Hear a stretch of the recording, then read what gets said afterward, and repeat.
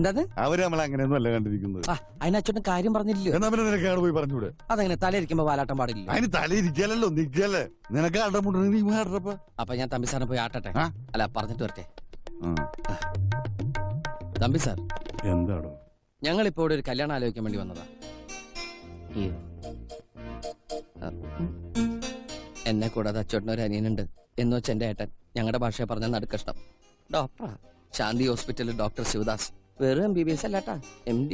ആ ശിവേട്ടിന് വേണ്ടി ഈ തമ്പി സാറിന്റെ മകളുടെ അധികാരത്തെ ചേച്ചി ആലോചിക്കാൻ വന്നാ ഞങ്ങള് തല്ലരും. അമ്പാടി തറവാട്ടിൽ കയറി സംബന്ധം ആലോചിക്കാനുള്ള യോഗ്യത ഇല്ലെന്നറിയാം. നിങ്ങളുടെ മനസ്സ് കണ്ടപ്പോ, നിങ്ങളുടെയൊക്കെ വിഷമം കണ്ടപ്പോ സഹിക്കാൻ പറ്റാച്ചിട്ടാ. സാറിന് സമ്മതമാണെങ്കിൽ ഒന്ന് മൂളിയാ മതി. എന്റെ അനിയൻ എത്ര വലിയ ഡോക്ടറാണെങ്കിലും ഞാൻ പറഞ്ഞ സമ്മതിക്കും. സാറിന്റെ മോളുടെ കല്യാണം നിശ്ചയിച്ച മുഹൂർത്തത്തിൽ തന്നെ അടക്കുകയും ചെയ്യും. ഇനി ഞാൻ പറഞ്ഞത് തെറ്റാണെങ്കിൽ ഞാനൊന്നും പറഞ്ഞിട്ടില്ല. എന്തേ ഞാൻ മിണ്ടിട്ട് കൂടിയില്ല. പോവാം.